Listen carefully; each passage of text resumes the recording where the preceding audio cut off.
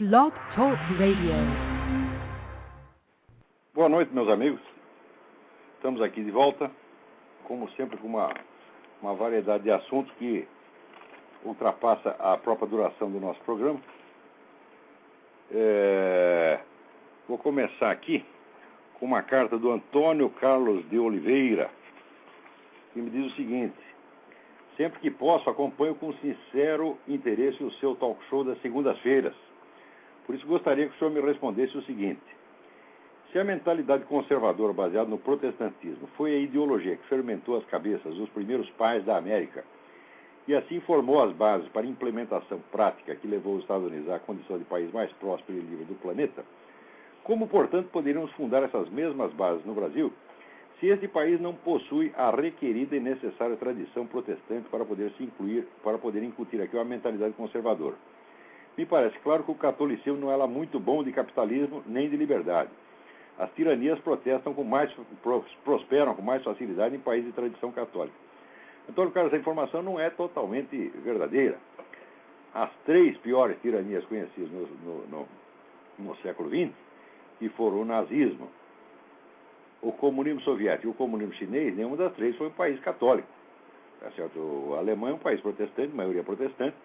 Os católicos foram tremendamente perseguidos lá, e o preconceito anticatólico na Alemanha era tão grande, antes disso, desde o século XIX, que um sujeito católico que tentasse seguir carreira universitária, ele não conseguia, era barrado logo no começo. Deve conhecer a história de Martin Heidegger. Martin Heidegger é de uma família católica, mas quando ele entrou na carreira universitária, mais que depressa ele teve que sair para a igreja protestante, senão não subia na vida, né?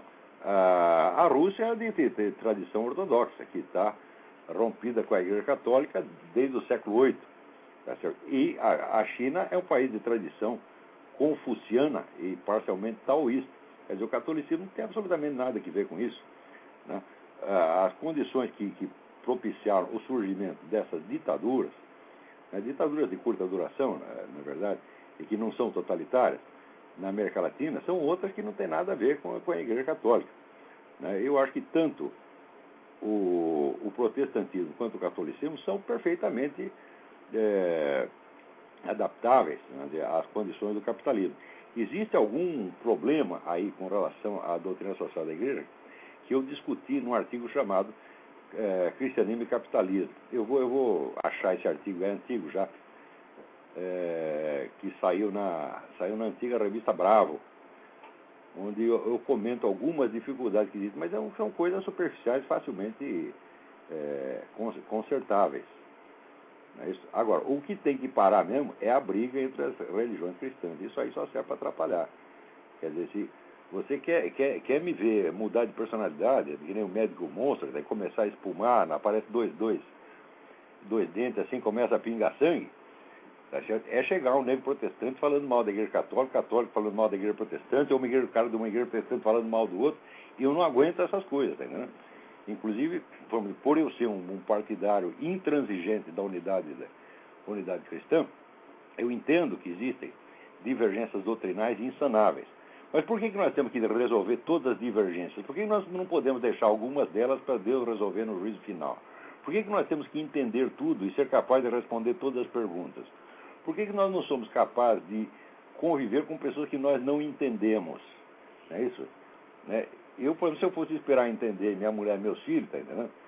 Eles nem poderiam viver aqui. No entanto, eu estou com eles aí faz não sei quantos anos, nunca entendi nada e, né, os amo, tenho o maior amor por eles e nos damos perfeitamente bem. Acho que eles também não entendem uma palavra do que eu digo, mas não tem importância. Uma vez eu escrevi no jornal judaico, lá de Curitiba, né, o jornal da minha amiga Sheila Firglas, explicando qual deveria ser, no meu entender, a atitude entre os judeus e os cristãos, que é, vamos dizer, uns admitirem que não entendem direito o que os outros estão fazendo e uns orarem para que Deus aceite a prece dos outros como foi feito, tá certo? Como ela está sendo feita, né? Porque existe, inclusive, uma famosa bula, eu acho que do Papa Bonifácio VIII, um negócio muito antigo, em que ele ordena aos cristãos que deixem os judeus viverem no seu canto, em paz, conforme as suas tradições milenares, e não interferir na vida deles.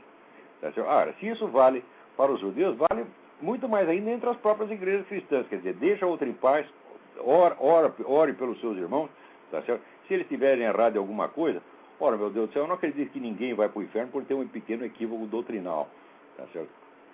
O que importa, só o que salva não é doutrina, o que salva é nosso Senhor Jesus Cristo, tá certo? E, portanto, é isso aí que interessa. Você não precisa acertar todos. O problema é o seguinte: a encrenca surge quando você quer resolvê-la, entendeu? O mundo seria muito melhor se não tivesse tanta gente querendo melhorá-lo, né? E as relações entre as igrejas cristãs é a mesma coisa. Por que você tem que acertar todas as suas divergências? Deixa as divergências lá, fala, eu não entendo direito o que ele está fazendo, né? E ore por ele para que Deus aceite o sacrifício dele e o conduza à vida eterna e que dê tudo certo. E peço para ele orar para você também. Como é que você vai saber? Você, se é protestante, vai que você vai para o céu por causa da prece que um católico fez para você ou que um judeu fez para você. E você vai passar mal vexame. Vai para o céu, vai passar vexame. Muito bem, então vamos lá. Aqui, o Marcelo Soares escreve o seguinte: você já escreveu há algum tempo sobre a guerra assimétrica, dizendo que um lado utiliza todos os meios possíveis e impossíveis para derrotar o inimigo, enquanto o outro lado utiliza os meios convencionais para fazer a mesma coisa. Esse lado acaba perdendo e não sabe o porquê. A luta entre os esquerdistas e os conservadores não seria uma luta assimétrica? Ou seja, o que você quer dizer é o seguinte, é que essa técnica da guerra assimétrica ela não se aplica somente, vamos dizer, ao campo geopolítico militar, mas também à luta ideológica. E a resposta à sua pergunta é sim. Porque você vê que o pessoal da esquerda, eles usam todos os recursos para destruir o adversário, tá certo? Destruí-lo, em primeiro lugar, socialmente, politicamente e até economicamente. Tá certo? Ao passo que o pessoal conservador quer manter tudo no nível de uma disputa ideológica, de uma discussão ideológica educadíssima. Mas você vê as acusações horríveis que o pessoal da esquerda lança contra todo mundo, e a gente, quando fala uma coisinha a mais contra esses camaradas, todos eles se escandalizam, dizem, você é brutal, você é agressivo. Eu digo, olha, quando eu tive um debate com o João Pedro Stedley, no Rio Grande do Sul, na Bienal do Livro de, eu creio que 1998, uma coisa assim, ele levou lá 200 militantes que começaram a gritar e vaiar para eu não poder falar, tá certo? E daí eu, vendo que estava sozinho ali, estava em minoria, falei, se eu não tomar providência agora aqui, eu estou lascado. Aí peguei o microfone e disse, cala a boca! Eles todos calaram a boca, ficaram assustadinhos, e daí começaram a reclamar, o senhor é muito agressivo. Eu sou agressivo, porque tem 200 negros gritando para tapar a minha boca. Eu reajo agressivo, sou eu? Ora, vamos para a puta que os pariu. Quer dizer, a gente tem que aprender o seguinte, primeiro, esquerdista não presta. Esquerdista é mentiroso, todos eles, sem exceção, é mentiroso, astuto, malicioso e está profundamente imbuído da convicção de que ele tem o direito e o dever de usar todos os recursos lícitos e ilícitos. Tá certo? Até, vamos dizer, Bertolt Brecht, que é um cara sem vergonha que eles adoram, ele dizia o seguinte, mentir em favor da verdade. Eu digo, como é possível você mentir em favor da verdade? Fica mentindo, só vai criando mais mentira, mais mentira, mais mentira. Para eles, a mentira é uma coisa natural, é um estado natural. Tão natural que eles acabam, na maior parte dos casos, se persuadindo da mentira. Quando começa, eles sabem que é mentira. Dali 2 meses já esqueceram, passaram a acreditar naquela porcaria. Eles fazem isso o tempo todo. Agora, querem vestir no adversário a camisa de força da polidez, da boa educação, como é que se diz, debate educado, etc, etc. Ora, vão à merda, a gente tem que parar com isso, tá certo? Eu acho que a gente sempre tem que revidar o golpe, não usar golpe baixo, mas usar o golpe forte. Quer dizer, se o sujeito usa a mentira contra você, a mentira e a astúcia, você não vai usar a mentira e a astúcia contra ele. Você vai desmascarar a mentira e chamar o cara de criminoso, de canalha, de filho da puta, tá entendendo? Vai desmascarar o sujeito e pisar na reputação do cara, tá entendendo? Que nem eu fiz com esse, sem vergonha, desse Quartinho de Moraes, que saiu se gabando, né, na plateia da PUC, lá para se fazer de heróizinho da guerrilha, chega lá e se gaba de que foi condenado por causa da morte do capitão Chandler. Né? Daí eu divulgo isso, digo, ele foi condenado por isso, portanto é assassino, daí ele, são calúnias! Ora, porra! Quer dizer, a sua mentira na sua boca, tá certo? É glória para você, quando eu endosso a sua mentira, acredito na sua mentira e a publico, vira calúnia. Mas tu não tem vergonha na cara, Quartinho, tu não vale o que come. Tá vendo? É assim que a gente tem que fazer. Agora, como é que eu posso responder educadamente a uma safadeza dessa? Isso porque isso é perversidade. Isso não é nem sequer mentira comum, é perversidade. A gente não pode tratar bem essas pessoas de maneira alguma, senão elas jamais vão perceber a gravidade do que estão fazendo. Tem alguém aí na linha, vamos ver. Alô? Olá, Olavo. Quem está falando? Eu sou Marcelo Rache. Oi, Marcelo, tudo bem? Rio Grande do Sul. Tudo certinho aqui, vamos lá. Eu gostaria Seja rápido, que nós temos pouco tempo. Certo. Che, em Coqueiros, tem uma marcha do MST rumo a Coqueiros, e os caras estão explodindo tratores da fazenda, guerrilha. Eles estão destruindo os tratores? Sim, saiu no jornal, no Zero Hora, que apareceram 2 bombas que explodiram os tratores, cada um de R$100 mil, e os ruralistas estão tentando barrar o avanço do MST frente à fazenda Coqueiros, e a Brigada Militar está ali no meio, mas está só para evitar uma matança. Eles não estão ali para... Está ilustrando a carta que chegou do seu xará, Marcelo Soares, sobre a guerra assimétrica. Esse pessoal usa todos os recursos, eles acreditam que eles têm todos os direitos. Então como é que a gente vai responder educadamente a uma coisa dessa? Tem que levar esses filhos das putas para a cadeia, eles têm que ser punidos pelo que estão fazendo. Eles não têm direito a mais que os outros. Porque se eu um dia me emputecer e sair lá e falar isso, botar uma bomba no carro do João Pedro Stedler, o que ele vai achar? Vai achar bonito? Não, ele vai chamar a polícia para me prender. É exatamente o que tem que fazer com esses caras. Tá, vamos falar de um fato passado. A invasão da Aracruz Celulose. Entraram num centro de pesquisa, quebraram tudo e pisotearam todos os eucaliptos que eram 20 anos de pesquisa. Ninguém foi preso. Pois é, mas isso aí é exatamente a guerra assimétrica. Então o sujeito faz o seguinte, ele coloca na testa dele um cartaz escrito assim, movimentos sociais. Então se você tem movimentos sociais, você pode fazer tudo. Você pode roubar, destruir, tocar fogo, matar, estuprar, você vai ser sempre lindo. Porque você foi decretado vítima da sociedade, você é pobre que nem o Lula, tá certo? Que tem lá o filho bilionário, continua fazendo de pobrezinho. O João Pedro Stedler também, que é de família de boa situação no Rio Grande, é economista formado pela PUC do Rio Grande, coisa que eu jamais poderia ter pago com a idade dele, fica se fazendo de pobre e se arroga todos os direitos. Então, esta desonestidade, essa coisa assimétrica, está na base mesma da mentalidade revolucionária. Isso tem já 4 séculos de tradição. E essa porcaria vai sendo passada de geração em geração.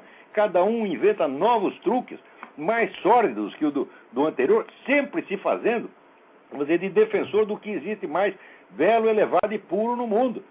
Tá certo? Então, e nós não. Nós somos sempre... Qualquer coisa, objeção que você tenha contra ele, você já é um desclassificado, você é um inimigo da espécie humana, tá certo? Você não tem o direito de abrir a boca, tá certo? Então, é por isso que o comunismo mata 100 milhões de pessoas e ainda continua sendo decente ser comunista. Para mim não é decente, para mim ser comunista é a mesma coisa que ser nazista. São todos filhos da puta do primeiro ao último, ninguém tem o direito, tá certo? De ser comunista e dizer que é um homem honrado. Comunista honrado é quadrado redondo, todo comunista é um sem vergonha, é filho da puta, cúmplice de um homicídio em massa, é um sangrento, é uma mentalidade vampiresca, que baba sangue, tá certo? Esse negócio de dizer que comunista come criancinha, olha, comunista não come criancinha diretamente, mas vejam o que fazem na China, desde que existe a China, eles não querem ter filha-mulher, porque filha-mulher não pode pegar no pesado, então o que eles fazem? Tem a filha-mulher, eles jogam pro porco comer, e depois come o porco, tá certo? Isso é alta civilização chinesa, inaugurada lá pelo Mao Tse Tung. Como é que nós podemos tratar essas pessoas como se fossem pessoas normais e honradas? Não são todos bandidos, do primeiro ao último. Agora, no Brasil existe essa instituição horrenda chamada PCdoB. PCdoB é o partido maoísta, é o partido que apoiou o regime chinês, é um partido cúmplice de genocídio. A existência do PCdoB é uma vergonha. Essa merda tinha que estar fechada e seus membros tinham que estar na cadeia por crimes contra a humanidade.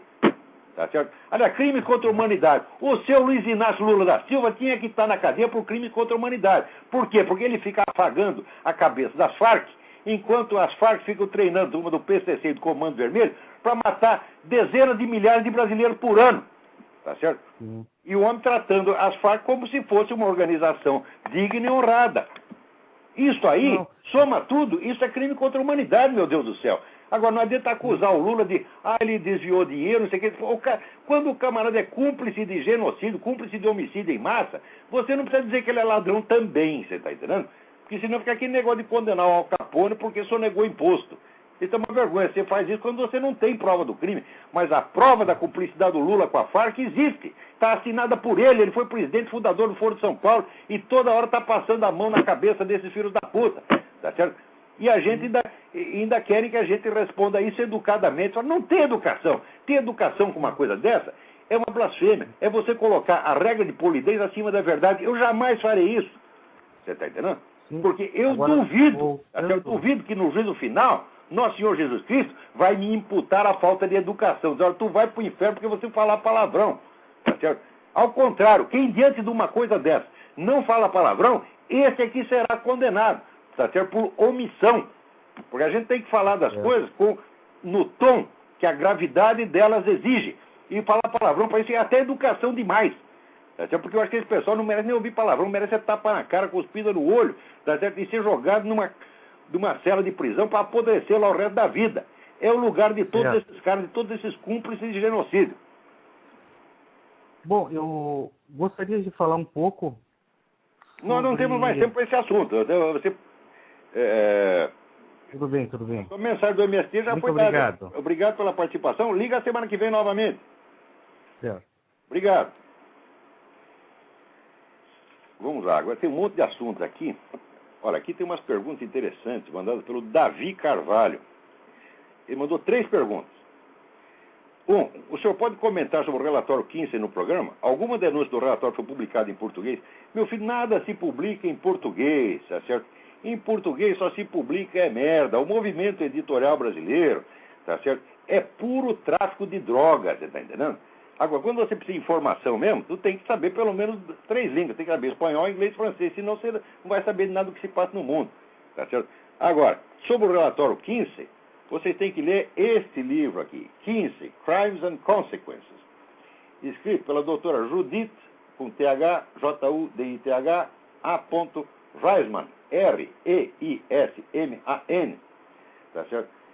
Esse livro aqui contém toda a história do Kinsey. O Kinsey, para começo de conversa, ele fazia pesquisas nos presídios e hospitais psiquiátricos sobre a conduta sexual dos prisioneiros e doentes mentais e depois publicava aquilo como se fosse a conduta da população normal americana. Quer dizer, então aí fica normal você ser estuprador, pedófilo, etc, etc. O próprio Kinsey era pedófilo. Tá certo? O Kinsey fazia isso. Ele e a mulher dele, 2 vagabundos sem vergonha, faziam experiência com um garoto menor de idade no sótão da casa deles.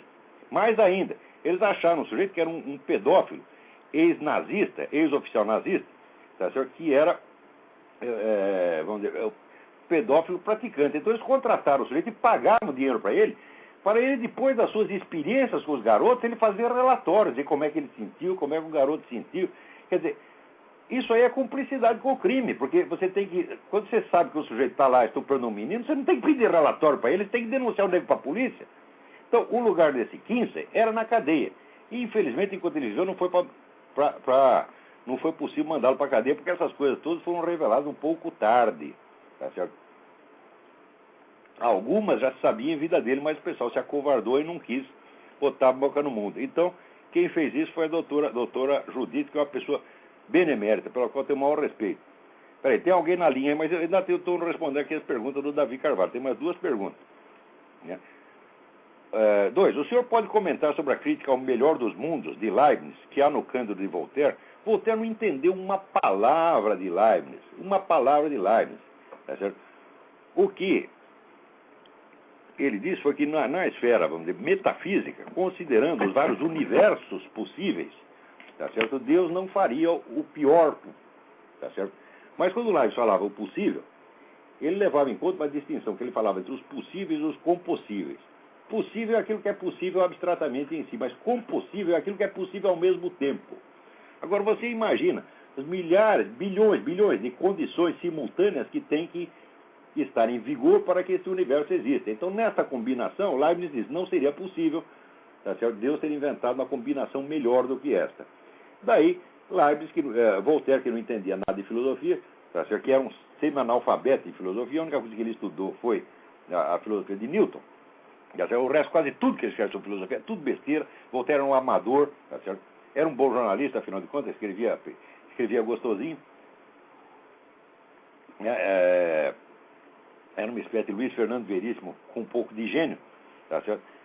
Então, Voltaire entendeu a noção comparativa em sentido absoluto e quis dizer que, segundo Leibniz, tudo nesse mundo é divino maravilhoso, tá certo? Tanto não é divino maravilhoso que existia o próprio Voltaire, tá certo? O que Leibniz quis dizer não é que tudo aqui é lindo, maravilhoso. Não, é que tudo aqui é melhor do que poderia ser num outro universo, né, possível. Agora, no universo tal como ele existe, há até criaturas, vamos dizer, um fenômeno como esse Voltaire, que é um mentiroso compulsivo, tá certo? Sujeito assim, desonesto até o fundo da alma, que até hoje é lido como se fosse, né, não um grande filósofo, ninguém jamais o considerou um grande filósofo, mas um grande escritor. Quando, na verdade, é apenas ele é o inventor do jornalismo moderno. Tá certo? Terceira pergunta. Quais são as origens do debate ciência e fé? O debate, tal como ele é formulado hoje, nós devemos a origem dele a Immanuel Kant. Tá certo? Que faz uma distinção radical, taxativa, entre o que é matéria de mera crença e o que é matéria de conhecimento. Essa distinção não se sustenta. Existe um filósofo holandês, protestante, chamado Herman Doywaerd. Doywaerd escreveu, tá certo, livros importantes, porque reduz a nada esta distinção estereotipada na qual todo mundo continua se baseando. Por exemplo, está aqui o artigo do Carlos Alberto Doria, na Folha, né, em que diz: é perda de tempo discutir os fundamentos da fé. Filosoficamente, a fé é uma premissa indemonstrável. Isso aí é o que disse Kant 200 anos atrás. E está totalmente errado. Vamos ver agora quem está na linha aí para falar. Alô? Alô, quem é? Alô? Alô, quem está falando? Quem está falando? Oi, Olavo? Sim, sou eu. Olavo? Sim. Oi, é Rosângela, da Alemanha. Oi, Rosângela, tudo bem? Tudo bom, Olavo? Você desculpa, eu estou com uma diferença de horário incrível aqui. Olavo, eu acabei de ler um artigo que realmente não dá para acreditar. Dentro do Farol da Democracia, a Cristine Fontanelli tem um artigo lá sobre esse tratado que foi assinado na ONU sobre a determinação dos povos e tudo mais. E eu queria, não sei se você está a par disso, do que anda acontecendo naquela parte do Brasil lá. Não. Você está perplexa e tem razão de estar perplexa, é uma coisa absolutamente escandalosa. Quer dizer, a ONU e vários poderes globalistas estão, nesse mesmo momento, desmantelando ativamente as soberanias nacionais, entre as quais a do Brasil e até a dos Estados Unidos e da Inglaterra. Então, e um dos truques usados para isso é pegar as tribos indígenas e demarcar o território delas e constituí-las como nações independentes. Quando você for ver a cultura indígena não tem sequer o conceito de nação, o conceito de Estado Nacional. Então, sim. É um truque inventado, vamos dizer, para desmantelar as soberanias nacionais e meter a pata em tudo. Agora, quem colabora com isso? É a esquerda internacional inteira. E, ao mesmo tempo, se faz de nacionalista nos países do terceiro mundo. Pois é, Olavo, agora o que me deixa um pouco assim perplexo é que eu acho que a maioria dos brasileiros não tem a mínima ideia. Às vezes eu até me pergunto o que o pessoal lá de cima dessa região também, se eles têm uma ideia do que está acontecendo realmente. É uma coisa muito maquiavélica, não? Porque no Brasil se formou, vamos dizer, esse complexo semântico de que a esquerda é nacionalista e a direita é entreguista. Agora, se você ler o meu artigo que saiu hoje no Diário do Comércio, que já deve estar inclusive na minha página, você vai ver que há 20 anos eu dizia para os meus alunos: você quer saber o que é entreguismo? Espera o PT chegar ao poder. Por quê? Porque eu conheço essas conexões que essa turma da esquerda brasileira tem com esses grupos globalistas, Rockefeller, etc., e com o pessoal da ONU. E sei que todo esse desmantelamento das soberanias nacionais está planejado há mais de 60 anos. Isso está em livros que foram publicados, não é uma coisa secreta, é apenas discreta. Eles não precisam nem esconder nada, porque sabem que, em geral, as pessoas têm informação deficiente e se a coisa não é gritada todo dia na mídia, não entra na cabeça delas. Então pode até publicar um livrinho ou outro, um artiguinho ou outro, que eles nem ligam. Mas ele já está tramado há mais de 60 anos e agora está sendo posto em execução com a ajuda do governo petista, exatamente como eu previ. Realmente, Olavo, na grande mídia não se lê nada, não se fala nada, parece que nem existe. É incrível mesmo. Aí na Europa, na Inglaterra, você vê que o governo inglês transferiu para organismos internacionais uma parcela da administração da segurança nacional britânica e foi feita uma pesquisa, 80% dos súditos da rainha não sabiam de nada a respeito. Agora, se o inglês ignora, você imagina o brasileiro. A ignorância no Brasil não é de 80%, é de 101%. Quer dizer, todos ignoram e ainda acrescentam espalham um pouco de ignorância pelo mundo. Ninguém está sabendo de coisa nenhuma. Agora, nós que estudamos, que temos acesso à informação, nós temos a obrigação de denunciar isso insistentemente e não fazer com boa educação, não. Tem que pegar esses caras da ONU e dizer, vocês são todos uns filhos da puta, vigaristas, canalhas, vocês estão destruindo a soberania nacional e ainda pagando gente para se fazer de nacionalista. É uma coisa horrível isso aí. Agora, tem gente que é militar. Tem militar brasileiro que é nacionalista, patriota, e ele acha que o problema é o governo americano. Então ele se defende do governo americano e por trás vem a turma da ONU, que também está contra o governo americano, e vai tomando tudo. Então tem até militar sendo feito de trouxa. Então o alerta é muito bem-vindo, Rosângela. Tá ok. Olavo, muito obrigado pela sua atenção e mais uma vez parabéns aí pelo seu programa, tá bom? Que teus anjos te protejam. Você é uma pessoa. Você está ajudando muito o Brasil, viu? Muito obrigado, tá? Um abraço. Sejam você também. Muito obrigado, Rosângela. Tchau. Tem mais outra aí? Vamos lá. Espera aí, antes deixa eu dar uma informação. Desligou. Muito bem, deixa eu dar aqui uma informação. Alô? Alô? Quem está na linha? É André, de São Carlos, São Paulo. André, tudo bem? Tudo bem, Olavo? Eu ia fazer a pergunta justamente quem que era o chefe dessa coisa toda, você acabou respondendo nessa pergunta agora, né?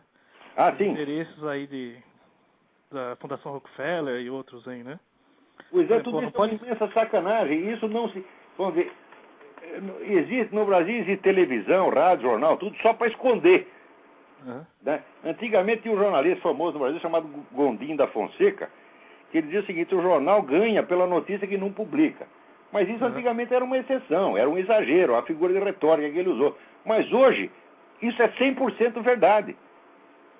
Quer dizer, o pessoal consegue esconder durante 16 anos uma coisa do tamanho do Foro de São Paulo, como é que não vai esconder essa coisa da ONU também, das repúblicas indígenas e essa destruição da nossa soberania? Estão escondendo tudo. Agora, aí que eu penso, cadê aí o seu Otávio Frias, seu Marinho, né? Quer dizer, como é que a gente permite que esse pessoal ganhe rios de dinheiro com mídia para nos enganar? Por que os leitores não se ajuntam e não processam esses camaradas, tá certo?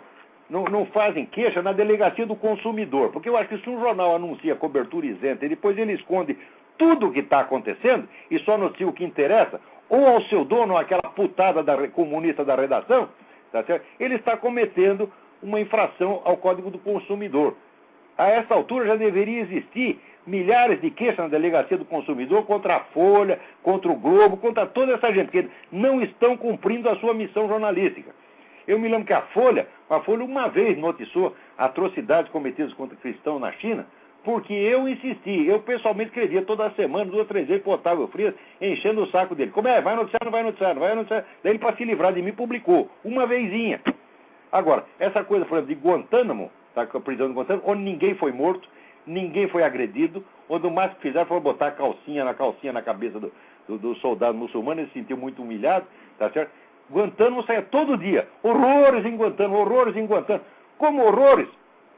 Quer dizer, eu cheguei a mandar para o Otávio Frias fotos da mulher que tentou escapar da China pela fronteira e cortaram os 2 pés da velha, tá certo?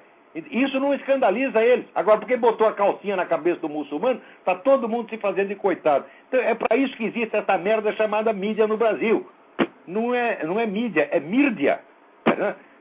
E como é que permite uma coisa dessa? Vocês são leitores, vocês pagam por essas coisas, anunciantes, como é que toleram uma coisa dessa? Todo mundo já para a delegacia do consumidor, porra. Agora, Olavo, o que eu queria perguntar é o seguinte. Diga. Tudo isso, embora eu não me considere católico hoje, lembra muito o próprio Apocalipse, né? Que é o governo central, o governo mundial, a globalização, tudo virando uma coisa que só compra quem tem a marca da besta e tudo mais. Você acha que de repente tem alguma coisa a ver com isso? Você sendo católico? Não tem a menor dúvida. Nessa altura nós já estamos tudo numerado e carimbado. Ah, é? Né? Só falta botar o chip. Você vê, o controle que o Estado moderno tem, e hoje que já tem em escala mundial sobre a vida do cidadão, é uma coisa monstruosa que nunca poderia ter sido aceita. Você sabe que uma das causas da Revolução Francesa foi que o rei queria instaurar imposto de renda. Todo mundo ficou chocado com a ideia de que o governo controlasse a sua vida econômica. E hoje a gente aceita isso como se fosse a coisa mais normal do mundo. Eles controlam tudo. Agora querem controlar teu vocabulário, as palavras que você pode falar, as palavras que você não pode falar. Querem controlar o que você gosta e o que você não gosta. Agora você vai ser obrigado a gostar do homossexualismo. Se tu não gosta, eu trato de esconder. Né? Então, nós estamos aceitando tudo isso. Agora, se pode fumar, se não pode fumar, o que pode comer, o que não pode comer. Outro dia, num artigo meu, eu dei a lista do monte de produto que na Inglaterra foi proibido de anunciar. Você não pode. Tem os doces que você não pode anunciar porque vai engordar as criancinhas. Mas o que é isso, porra? Quer dizer, você não tem o direito mais de escolher comida que você dá para o seu filho? Tem que ser chega um fiscal do governo? Quer dizer, isso parte do princípio que todos os cidadãos são desonestos e indignos de confiança. Honestos e dignos de confiança são só os funcionários do Estado. Ora, me diga o seguinte, onde que tem mais roubalheira? Não é exatamente no governo? Empresa privada, se fosse ter tanta roubalheira quanto o governo, ia à falência agora. Governo, quanto mais rouba, mais prospera. E são justamente esses ladrões, vagabundos, filhos da puta, que vêm fiscalizar a nossa vida. Complicado. Bom, obrigado, Olavo. Obrigado eu. Até mais. Agora, aqui tem umas notícias muitíssimo interessantes. Primeiro, vamos começar assim. Saiu um artigo hoje do meu amigo Roberto Fent, no Diário do Comércio, em que ele diz que uma pesquisa do Banco Mundial busca medir o aumento de negócio em 178 países. Quanto mais bem colocado o país, menos hostil é o ambiente aos novos empreendimentos. Em 2006, a boa notícia é que o Brasil ficou classificado em 121º lugar entre os 178 países estudados. Só que agora, em 2007, nós ficamos um pouco pior. Fomos para 122º. Quer dizer que estamos atrás da Namíbia, da Botsuana, Sri Lanka. Tá certo? Ou seja, no Brasil, ter negócio é proibido. Você quer assim, abrir uma firma para ter um carrinho de pipoca, você leva 9 meses para preencher os formulários, ficar na fila, pagar 40% de imposto, e depois os caras estranham que o país tem problema. E ainda diz que o governo é bom porque está dando dinheiro para os pobres. Como dá dinheiro para os pobres? Ele tomou dos próprios pobres, meu Deus do céu. Quer dizer, um povo que paga 40% de imposto está de mãos e pés amarrados. É só o governo que pode ganhar dinheiro. Ganhar dinheiro é proibido. Agora, por que acontecem essas coisas no Brasil? Veja aqui. O Moacir, da revista Varig, me escreve aqui. Deu no jornal Destaque, de São Paulo, hoje. Brasil é um dos últimos no ranking mundial de mentes brilhantes. O Índice Global de Talentos é um indicador desenvolvido pelas consultorias Economist e Intelligence Unit, filiado ao grupo britânico The Economist, e pela Heidrick & Struggles de Chicago. O Brasil deve cair de 23º lugar em 2007 para 25º em 2012 em um ranking de 30 países. Ou seja, só 5 países nos superam na escala de burrice. Né? E você vai ver que são países muito mais pobres do que o Brasil. Quer dizer, como é que a gente pode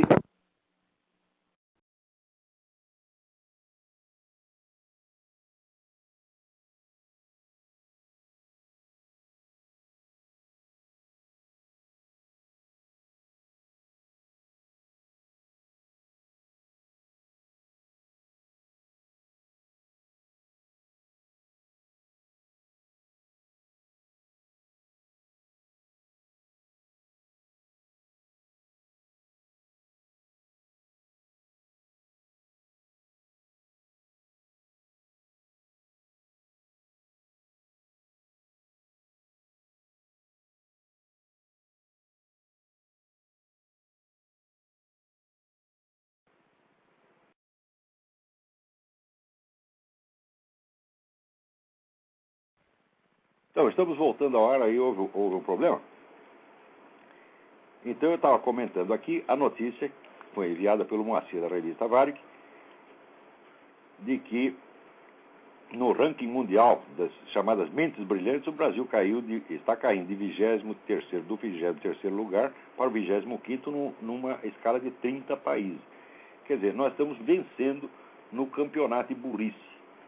Tá certo? Então, como é que se faz para estrangular a mente de um país? Como é que se faz para estupidificar um povo? É muito simples. Você impede o acesso às notícias fundamentais sobre aquilo que está acontecendo.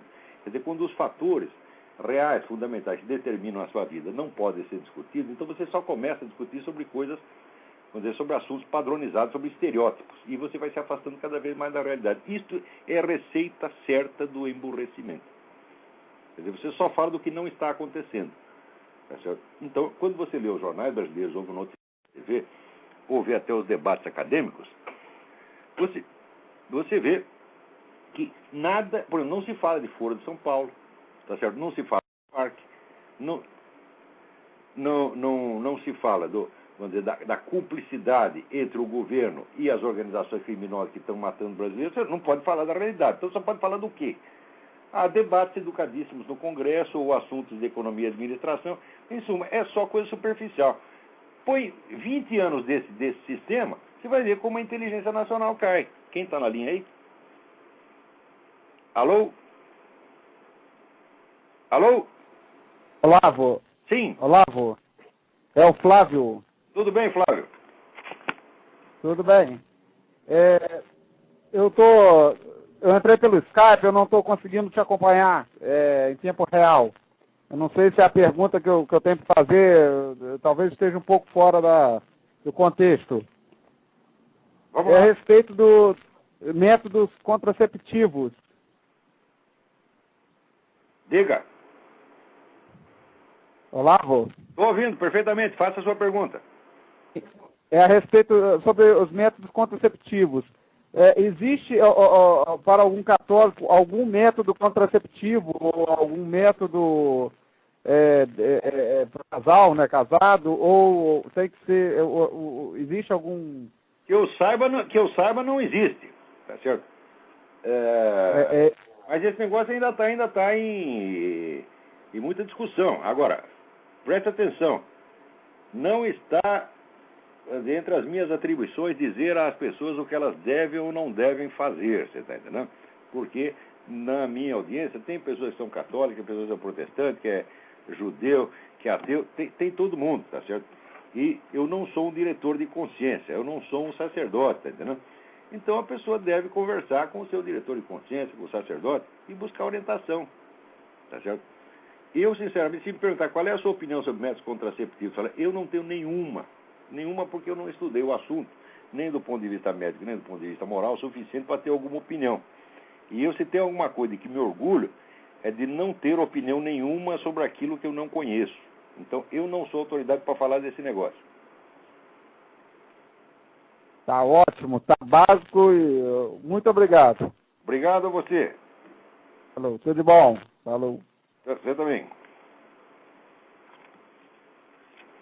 Tem mais alguém aí? Então vamos lá. Alô, Olavo. Sim, diga. É Marcelo de São Paulo, como vai? Oi, tudo bem? Tudo bem, Olavo. Olha, queria que você fizesse um comentário aí sobre uma coisa, falando em atrocidades, que você mencionou já no começo do Blog Talk Radio de hoje. A Veja publicou uma matéria sobre o Che Guevara. Na verdade, eu fiquei um pouco assim, pasmado, porque não era aquele tipo de coisa que a gente está acostumado a ouvir. Ele é pintado como um herói. Eu não sei se você viu a reportagem, se todos aqueles fatos são verídicos. Não li a matéria, acabei de recebê-la. Ele é apresentado como um verdadeiro facínora, né? Tem detalhes aí super interessantes. Isso é verdade, porque as informações que eu tenho, muitas tiradas do livro do Humberto Fontova, que é um jornalista cubano que mora aqui, que entende disso pra caramba e conheceu toda essa gente, e também por informação do Carlos Alberto Montaner, que era amigo de infância do Fidel Castro, e também por um funcionário cubano exilado que eu conheci no Rio Grande do Sul, E que eu lembro até que levei o sujeito para almoçar numa churrascaria gaúcha, e quando terminou ele disse, olha, hoje aqui eu comi mais carne do que durante toda a década de 80 em Cuba. Tá certo? Então, todo esse pessoal, a informação que eles têm é que o sujeito era sanguinário mesmo, era um carniceiro. Tá certo? E não é que ele era bonzinho e depois ficou mal. A não ser que você acredite nessa merda, esse diário da motocicleta. Tá, né? Então, a gente inventou lá um Che Guevara bonzinho, né? E depois, quando a gente vê a obra realizada pelo sujeito que mandou, vamos dizer, assassinar milhares de pessoas e gostava de executar os assassinatos pessoalmente, não é que ele mandava matar, ele ia lá e matava pessoalmente, né? E que, ao mesmo tempo, era um sujeito covarde, um sujeito inepto. Você vê, uma vez, houve lá um pseudo-ataque a Cuba, que vocês botaram um barquinho com um gravador simulando tiro, né? E o Che Guevara, que estava ali no comando da tropa, mandou todo mundo atacar o barquinho, né? E lutando contra o barquinho, o Che Guevara conseguiu se machucar. Ele acertou um tiro na própria mão. Ele disse, era uma besta quadrada, tá certo? Depois, né, onde quer que se meteu, levou um cacete. Ele, como ministro da Economia, foi um desastre, tá certo? Como guerrilheiro, foi sempre um perdedor. Perdeu para o exército da Bolívia, meu filho. Você pensa que o exército da Bolívia é o quê? Que é o exército dos Estados Unidos? Que é o exército da União Soviética? Não, era o exército da Bolívia. Era o mais pobre que tinha na América Latina, tá certo? E deu um cacete nesse desgraçado. Quer dizer, esse homem não valia nada. Era assassino, sanguinário, covarde, incompetente, tá certo? E é por isso mesmo que a juventude gosta dele, porque essa juventude toda é assim. Isso é um bando de covarde. Ajuda 2.000 desses vagabundos, eu sei porque eu já tenho prática disso. Se ajunta uma assembleia desses estudantes que estão tudo valentes, manda o nego calar a boca, eles calam a boca, eles abaixam a cabeça, é tudo um bando de covarde. Essa pessoa não presta. O esquerdismo é o cultivo do que existe de pior no coração humano, de pior na alma humana. É o cultivo do ressentimento, da inveja, da covardia, da malícia, da mentira. Isso tem que ser erradicado do mundo, nós temos que acabar com isso. A mentalidade revolucionária é o grande mal do mundo, ela tem que ser erradicada. O mundo pode existir sem ela, porque existiu, durante a história humana inteira existiu sem ela. Isso começa por volta do século XVI, XVII e vai crescendo. Tá certo? O que é a mentalidade revolucionária? É muito simples. É o sujeito que acha que ele é capaz de trazer um futuro melhor para a humanidade. Então, em nome desse futuro, ele já acha que ele é portador das virtudes do futuro e, como tal, ele está autorizado a fazer o que ele quiser. Qualquer pessoa que pensa assim é criminoso, por definição. Por quê? Eu, por exemplo, eu não acho que eu tenho mais direito que os outros. Mas o direito para mim tem que ser igual a qualquer um. Eu posso ter ideia mais maravilhosa. Tá? A minha ideia, se eu achar que a minha ideia é maravilhosa, isso não me autoriza a fazer o mal em nome dela e chamar o mal de bem como esse pessoal faz. Quer dizer, qualquer nego que chega falando do mundo melhor e já estragando o mundo a partir de já, em nome do mundo melhor, é um criminoso, um filho da puta, um canalha, e não podemos dar ouvido a essa gente. Tem que mandar calar a boca, na mais educada das hipóteses, mandar calar a boca. Cala a boca, burro, tá certo? Não quero mais saber das suas ideias, pega o seu mundo melhor, enfia naquele lugar, tá certo? Esse mundo aqui é o mundo que foi feito por Deus, nós não conseguimos jamais administrar o mundo como um todo, nós só conseguimos tratar de problemas pequenos. Então você pega o seu maravilhoso projeto mundial, enfia naquele lugar, e a gente vai tratar aqui de resolver os problemas na escala modesta que nós somos capazes de lidar. Tá certo? Então, o Che Guevara é uma espécie de símbolo, resumo de tudo que não presta na mentalidade revolucionária. Olavo, a que é que você atribui essa mudança de rumo que a gente tem assistido com relação, por exemplo, a eu diria um ou outro veículo de comunicação no Brasil, como é o caso da Veja. A Veja tem sofrido muito ataque desse governo de bandido, de Petralha, exatamente porque tem feito uma crítica relativamente, aparentemente honesta, quer dizer, tem de tudo lá dentro. Mas eu não entendo qual é a da Veja, quer dizer, ou o Roberto Tivita é mais esperto do que o pai, ou eles se deram conta de que foram colaboracionistas com a esquerda por anos, eu não sei, como é que você vê isso? Você vê que no ponto de vista da cultura e da concepção do mundo, eles continuam tão esquerdistas quanto você for, eles não são direitistas nem conservadores, são apenas antipetistas. Uhum. Agora, no Brasil de hoje só não é antipetista quem é petista e está ganhando dinheiro com isso, o resto não aguenta mais, não há saco humano que aguente o PT. Tá certo? Tem gente que defende, né, Olavo? Tem gente que insiste em defender o PT. Sim, vamos dizer, como dizia o Roberto Campos, no Brasil a burrice tem um passado glorioso e um futuro promissor. Tá certo? Então sempre vai haver essas pessoas, tá entendendo? Mas, agora, dentro da classe empresarial, por mais preguiçoso que seja o cérebro das pessoas, elas acabam percebendo alguma coisa. Eles veem esse negócio de Foro de São Paulo, de FARC, faz 15 anos que eu estou escrevendo isso.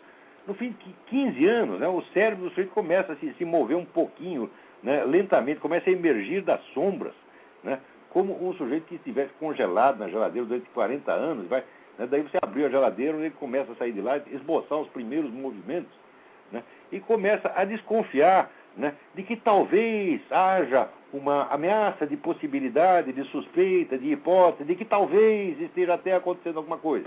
Tá certo? E daí o nego começa a escrever. Basta ele fazer isso, basta ele dizer talvez, imediatamente ele já é rotulado de extremista de direita, golpista, inimigo do povo, etc, etc. Ou seja, esse pessoal se acomodou tanto à dominação esquerdista que agora a esquerda não tem mais tolerância, a esquerda não está acostumada em ter uma oposição de verdade. Ele só gosta de oposição, né? Aquela oposição comprada. Eles sempre gostaram de ter oposição comprada. Agora, então eles não aceitam mais nenhuma objeção. E a Veja caiu justamente nesse intervalo, nesse espaço. Ela ocupou esse espaço, que é a revista que diz aquele mínimo de verdade indispensáveis. Quer dizer, a Veja, vamos dizer, ela fez até essa coisa de ato de coragem de contratar o Reinaldo Azevedo. Eu não sei como fizeram isso. Tá, sensacional. Que é um jornalista sensacional. Acho ótimo tudo que ele está fazendo. Né? Então botaram lá o Diogo Mainardi, que é um sujeito engraçadíssimo, que sempre ele sabe, né, pegar essa turma petista, né, pelo bolso. Na denúncia. É a parte mais corrupta às vezes, né? É justamente o bolso. Agora, o Diogo não fala o negócio da FARC, essa coisa toda, ele não tem informação sobre isso. Né? Mas o Reinaldo ainda fala. Agora, com o tempo, o pessoal vai percebendo. O problema é que, às vezes, quando leva tempo demais, daí não dá mais para salvar o paciente. Não adianta você descobrir o remédio depois que o nego morreu. Tá? E no Brasil, essa preguiça mental, tá certo? Essa covardia intelectual de não querer ver a realidade, o nego suspeita que o problema é grande demais para a cabeça dele, daí ele fecha os olhos, né? Não quero saber, não quero ver. Né? Daí mais tarde, quando ele muda de ideia e quer ver, fala, bom, aí ele vai ver, mas aí é tarde para consertar. Agora, de qualquer maneira, eu acho que o trabalho que a Veja está fazendo ainda é bom, embora na parte cultural, na parte das ideias, ela ainda seja escrava da ideologia esquerdista que, através da Revolução Cultural Gramsciana, modificou a cabeça desse país e modificou para pior. Ok, Olavo. Muito obrigado grato pela sua participação. Parabéns pelo seu programa e até a próxima. Obrigadão. Peraí, tem uma coisa aqui que eu precisava... Aqui, ó. Carlos Otaviano de Medeiros Mangueira pergunta: como tenho alguns colegas que adoram citar Maquiavel e não consigo concordar com nada do que ele escreveu, gostaria de saber a fonte da afirmação abaixo, citada em recente editorial do Diário do Comércio. Aspas, não digo jamais aquilo que creio, nem creio naquilo que digo. E se descubro algum pedacinho da verdade, trato logo de escondê-lo sob tantas mentiras que se torna impossível encontrar essa declaração de Maquiavel. Isto foi uma carta que ele escreveu ao seu amigo Guicciardini. Essa carta é reproduzida na edição Martelli das Obras Completas de Maquiavel e é também citada num trabalho que talvez você encontre na internet do Dante Germino. Dante Germino é um grande estudioso de Maquiavel e eu acho que é professor de uma universidade aqui nos Estados Unidos, e ele tem um trabalho que se chama Was Machiavelli a Spiritual Realist? Era Maquiavel um realista espiritual? Então, você com o nome Dante Germino e pelo título Was Machiavelli a Spiritual Realist, você pode encontrar isso na internet e está lá citado com a página certinha da edição Martelli das Obras Completas de Maquiavel. A frase é de Maquiavel, sim, é uma coisa genuína, não é uma coisa desconhecida, e está lá na carta ao Guicciardini. Esta frase é muito importante, porque aqui o Maquiavel está falando em particular para um amigo a respeito da sua obra pública. Tá certo? Né? Portanto, não tem aquele negócio do paradoxo do mentiroso. Se o nego diz que é mentiroso, ele está dizendo a verdade. Né? Ele está dizendo a verdade, não é mentiroso. Não é isso não. Aqui tem dois planos como é que se diz, de linguagem. Um é o da linguagem pública que está nos livros, outro da linguagem privada que ele se dirige a um amigo. Então, aqui ele está dizendo a verdade, sim. Eu tenho um estudo sobre Maquiavel, que eu espero que em breve seja publicado. É um estudo grande, tá certo? Onde eu vou mostrando que a estratégia dessas mentiras cruzadas e mescladas é exatamente o que Maquiavel faz nos textos dele. Tanto que toda essa pessoa que é admirador de Maquiavel acha que entende, eles não entendem nada. Quando a gente está achando lindo aquilo, está sendo feito de trouxa. Tá certo? E espero que o meu trabalho demonstre isso aí com detalhes. Quem está na linha? Olavo. Sim. Luiz Guilherme, do Rio de Janeiro. Luiz Guilherme, tudo bem? Vai rapidinho que nós temos 5 minutos. Sim, Olavo. Eu estou aqui com a reportagem da Veja, que foi comentário, e realmente o senhor tem razão, porque tem uma parte da reportagem que diz o seguinte: 40 anos depois, apesar da ruína total do socialismo, ou seja, isso é uma mentira. 40 anos depois, apesar da ruína total do socialismo, sua figura, referindo-se a Che Guevara, permanece intocável no panteão dos mitos. Ou seja, ela faz uma reportagem, aliás, muito bem feita sobre Che Guevara, mas parte de uma premissa equivocada, que é a ruína total do socialismo. Perfeitamente. O socialismo teve ruína econômica, quer dizer, o socialismo como regime econômico é inviável, mas política e culturalmente ele só tem sucesso, porque esse pessoal não sabe assim ganhar dinheiro para sustentar o povo, tá certo? Mas criar um movimento político para enganar o mundo inteiro e explorar os outros, isso ninguém sabe como eles. Então, eles são um fracasso econômico, tá certo? Mas são um sucesso estratégico. Quanto mais eles fracassam na esfera econômica, mais autoridade adquirem, mais gente eles conseguem enganar. Então, o regime socialista foi para as cucuias, mas o socialismo como movimento político é hoje mais poderoso do que nunca. Então, Então a Veja ainda está caindo nessa história de que o comunismo acabou. Acabou uma pinóia. A KGB está lá no lugar, manda tanto quanto mandava antes. Né? Leiam o livro daquele espião agente da KGB, Alexander Litvinenko, que se chama Blowing Up Russia, explodindo a Rússia. Está tudo lá, quem manda na Rússia é a KGB. Agora, antes de terminar aqui, que eu tenho que falar de qualquer maneira. Teve um debate na Gazeta do Povo do Paraná, tá certo? Só comunista foi chamado para opinar, e todos acham que os livros do tal do Mário Schmidt não tem nada demais. Aliás, o governo também lançou de que o livro não faz apologia do comunismo. Nós querem nos fazer de trouxa. A Revolução Cultural não se faz através da apologia aberta do comunismo, se faz ensinando, mudando a estrutura de pensamento das pessoas, e não simplesmente o conteúdo do pensamento. Muda a estrutura de modo que elas pensem como comunistas sem saber que são comunistas. E é exatamente assim a receita do Antônio Gramsci, eles fazem exatamente isso.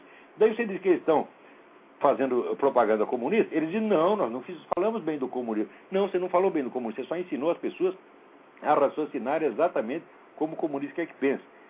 Quer ver? Aqui no livro de educação física, né, usado no ensino público, está aqui. O esporte como forma de afirmação do sistema capitalista. O que é isso? É o sistema capitalista que obriga os esportistas a treinar até morrer. É ele que pune, né, o jogador de futebol quando perde a partida, manda os caras para a cadeia, ou é o governo cubano que faz isso? Então o sujeito põe aqui, livro de educação física, Karl Marx e Friedrich Engels entendiam que o capitalismo procurava, dentro da sua lógica, transformar tudo em mercadoria.